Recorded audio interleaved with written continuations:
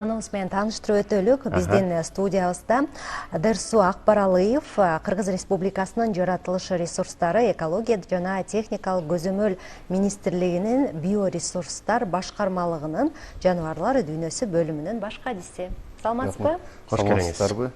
Урматтуу телекөрүүчүлөр, урматтуу алып баруучулар, чакырганыңыздарга рахмат. Баракелде. Күн сайын таңыңыз, күнүңүз ушундай башталабы? Күн сайын жумуш менен баштайбыз. Биринчи ирет эле жумушка барып, өзүбүздүн алдыга койгон максаттарыбызды, өзүбүздүн ушул 25-жылга мына жыл башына койгон ой максаттарыбызды ишке ашыруу максатында жумуштарыбызды баштайбыз. Жакшы. Дерсу Венерович, негизи ушул аңчылык сезону август айында башталып, декабрь айында жыйынтыкталат экен, жаңылбасам. Аңчылык мезгили Кыргыз Республикасынын 143-чү токтому менен белгиленген. Ал жакта ошол жаныбарлардын түрлөрү менен бекитилет. Негизинен бизде могу талапка көп талаптуу жаныбарлардан айтсак, бул эми негизинен эчкитеке, каман, элик, аркар кулжа ушул жаныбарлар. Аларга ошол август айынын 2-чи ишембисинен декабрь айынын 1-чи жекшембисине чейин ошол аңчылык мезгили ачык болот. Аңчылык дегенде мен азыр сиз менен эфирдин сыртында сүйлөшүп калдым. Эми ошол суроону мен дароо эле мына көрөрмандарга да бергим келип турат. Алар да аябай кызыгып калды болуш керек. Биздин Кыргызстанга ошол аңчылык атайын жасаш үчүн чет өлкөдөн келген туристтердин саны көп экен. Алар эмнеге келишет? Аңчылыкка келишет албетте, бирок кайсыл жаныбарды көбүрөөк кызыгып атышат? Мен аябай боорум ооруп атат да жаныбарларга. Кайсы уруксаат кагаздарын алыш керек? Чет элдик жарандар чынында Кыргызстанга көп келет. Негизинен алардын ичинен ушул АКШ Кошмо Штаттарын, Канада өлкөлөрүн белгилеп кетсек болот. Көбүрөөк келишет десем болот ошол мамлекеттерден. Бул өзүнчө бир толук процедурасын айтпасам да кыскача түшүндүрүп кетсем, алар ушул аңчылык убагында, аңчылык мезгилинде келүү үчүн атайын биринчи ирет бизден уруксаат кагаздарды алат. Бул түздөн түз бизге кайрылбайт. Бул ошол жердин ээлери, аңчылык пайдалануучулар тарабынан жүргүзүлөт. Аңчылык пайдалануучулар тийиштүү уруксаат кагаздарын, тийиштүү төлөмдөрдү төлөп, уруксаат кагаздарын алып, жана ошондой эле Ички иштер министрлиги тарабынан ошол өз мынтыктарын Кыргызстанга алып келүүгө, ошол мынтыктары менен аңчылык кылууга атайын тийиштүү уруксаат кагаздарын алып, Кыргызстанга келип, бүт мыйзам талаптарын сактоо менен биздин региондогу ошол эгерлерибиздин жанында дайыма көзөмөлүндө гана аңчылык жүргүзүлөт. Демек, ошондо түшүнүгүм боюнча, ошо келген аңчылыкка келген чет өлкөлүк жарандарды биздин баягы уруксаат кагаздары бардыгы өз калыбында болгондо, анан биздикилер, сиздердин кесиптештериңиздер дайыма коштоп жүрөт. Сөзсүз түрдө бул негизги талап. Себеби дегенде ошол чет элден келген биздин бир туугандар десек, ошол аңчылык эрежелерин бузуп албаш үчүн, же болбосо башка жаныбарды атып албаш үчүн, же болбосо ошол бул жерде көптөгөн чектөөлөр бар. Мисалга айтып кетсем, кээ бир жаныбарлардын жашына карата чектөөлөр коюлат. Мисал дегенде ошол бизде кулжа жаныбарын 7 жаштан жашын атууга уруксат берилбейт. Аны кантип тастыктаса болот? Бул ал жаныбарлардын мүйүзүнөн билинет. Бул ошол атууга тандоонун алдында биринчи ирет ошол байкоо жүргүзүшүп, жашын аныктап, орто эсеп менен ошол жаныбардын трофейлик мүйүздөрүн аныктап, анан гана атуу жүргүзүлөт. Өтө татаал иш турбайбы мындай карап келгенде? Анан кайсы жерден аңчылык жүргүзүүгө мүмкүн, анан кайсы жаныбарларды атса болот? Бизде Кыргыз Республикасынын аймагында негизинен 51 аңчылык чарба бар бүгүнкү күндө. Бул ар бир облусубузда эле аңчылык чарбалар бар. Атайын келишимдин негизинде, ижаранын негизинде жаныбарларды пайдалануу иштерин жүргүзүп келишет. Деги эле бардык областтарыбызда аңчылык чарбалар бар. Кызыл китепке кирген жаныбарлар атууга тыюу салынат. Атайын негизинен суроо талапка көп ээ болгондор бул ошол биздин жапайы эчкитеке, элик, каман, кекилик, коён ушул жаныбарлары. Бул жерде ар бир жаныбарлардын аңчылык мезгилдери өзгөчөлөнүп турат. Бул мезгилдер биздин илимий академия илимий академиянын биздин ветеринардык кызматкерлердин корутундуларынын негизинде белгиленет. Ошол жаныбарлардын көйүү, кошулуу мезгилдерин эске алуу менен ошол жаныбарларга эң эле аз зыян тийип, ошолорду рационалдуу пайдаланып, жана ушул биздин мамлекеттик бюджетке акча каражат түшүү максатында ошол аңчылык мезгилдер белгиленген. Дерсу Венерович, мындай дагы бир кызык суроо жаралат экен чындыгында. Бизде Кыргызстанда кайсыл жаныбарлар, кандай канаттуулар бар? Бизде жаныбарлардын түрүн айтсак аябай көп. Негизгилерин белгилеп кетейин. Эми биздин жакында эле президентибиз Садыр Нуркожоевичтин жарлыгы менен ак илбирс Кыргыз Республикасынын улуттук символу болуп таанылды. Ак илбирс биздин ушул улуу толорубузда байырлайт. Орто эсеп менен ушул жылына санак иштери жүргүзүлүп турат. Санактын натыйжасы боюнча бизде азыркы күндө 400дөн ашык ак илбирс жаныбарлары бар. Ошондой эле аркар кулжа көп бул ар кайсы соц тармактарда ар кандай маалыматтар жүрөт, бизде жоголуп баратат, анан ар кайсы маалыматтар бар. Ал жаныбар боюнча да жылдык санак иштеринин натыйжасында 19 миңден ашуун бизде аркар кулжа бар. Эчки текелер, эликтер бизде негизи эле биздин дүйнөлүк жаныбарлар дүйнөбүз аябай бай десек болот.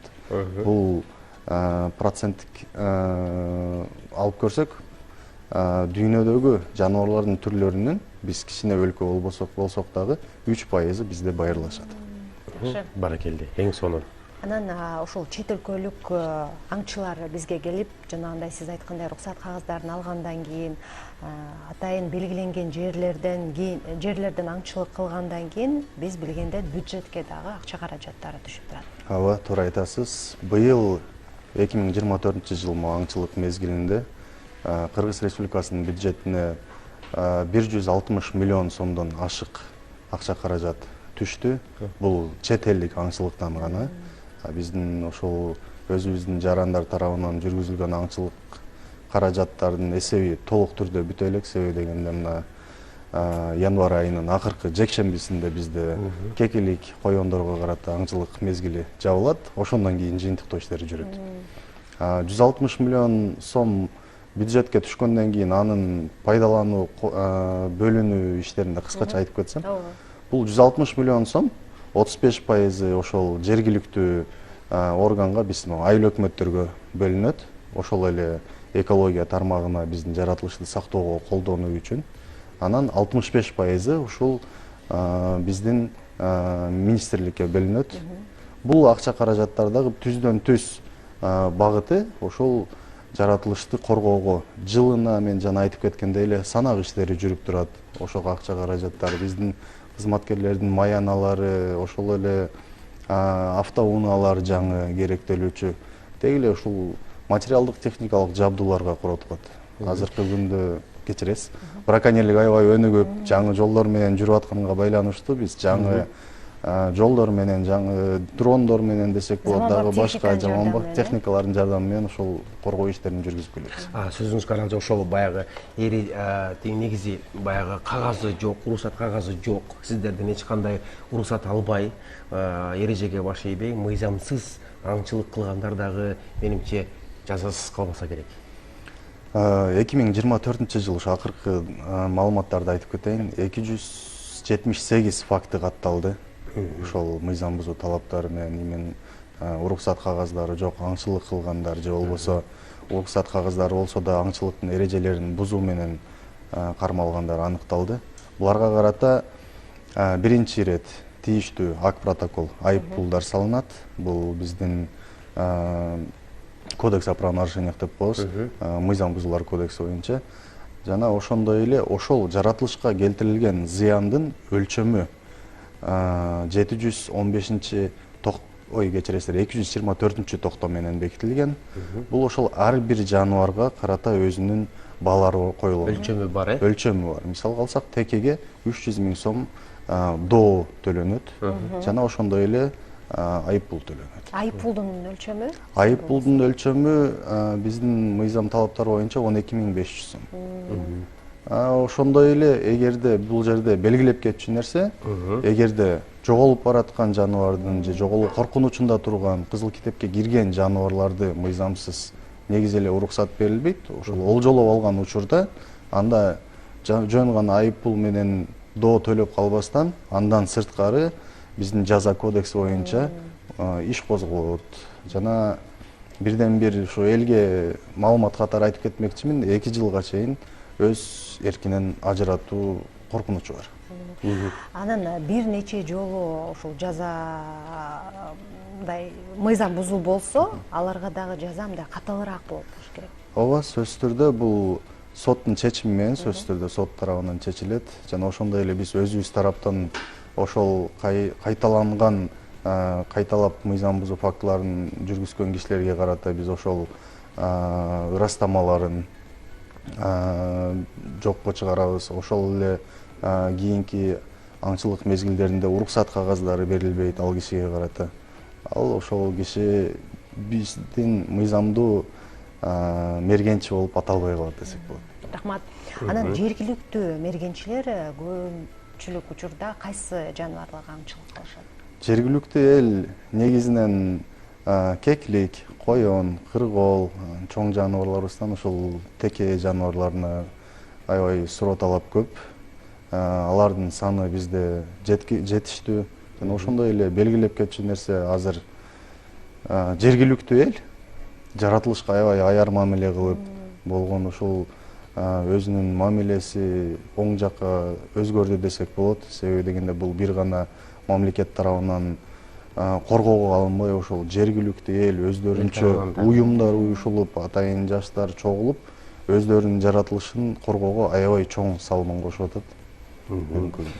Кадырман көрүүчү, бүгүн биздин студиябызда конокто Кыргыз Республикасынын жаратылыш ресурстары, экология жана техникалык көзөмөл министрлигинин биоресурстар башкармалыгынын жаныбарлар дүйнөсү бөлүмүнүн башкы адиси Дерсу Акбаралыев маек берип жаткан кезде, Дерсу мырза, чынында эле абдан жакшы маалыматтар болуп жатат. Кылмыш канча козголгондугу, канча бюджетке акча түшкөндүгү, албетте бул ошол эле учурда акча бюджетке түшкөндүгү анара кесиптеш. Менин оюмча жакшы деңизчи, ошол эле учурда жаныбарларды коргоо, аларды асырап калуу, көбөйтүү бул ар бирибиздин колубузда болсо керек. Менимче жакшы. Анан эми Дерсу мырза, биз бүгүн жалпы көрөрмандар менен чогуу бүгүнкү комплимент айтуу күнүн баса белгилеп жатабыз. Эми сиздин жумушуңуздан сырткары дагы жалпы көрөрмандарга берген суроону сизге берели дагы, анан эфирди жыйынтыктайлы.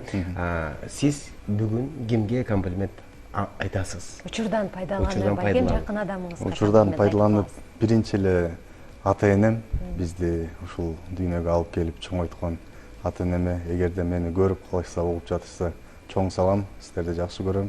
Жана ошондой эле дайыма үйдө жанымда болгон менин келинчегим, кичинекей кызым, силерди аябай жакшы көрөм. Жана ошолорго сөзсүз түрдө күнүнө комплимент айтып турабыз. Аттарын айтып койбойсузбу? Келинчегим Жумайда, кызым аты Милена. Милена, жакшы. Ыраазычылык билдиребиз сизге. Жумушуңузда албан ийгиликтер болсун. Кадырман көрүүчү, кесиптеш. Ийгиликтүү күн каалайбыз. Ал эми биз болсо сапарыбызды улантабыз. Урматтуу көрөрмандар, биз менен кала бериңиздер.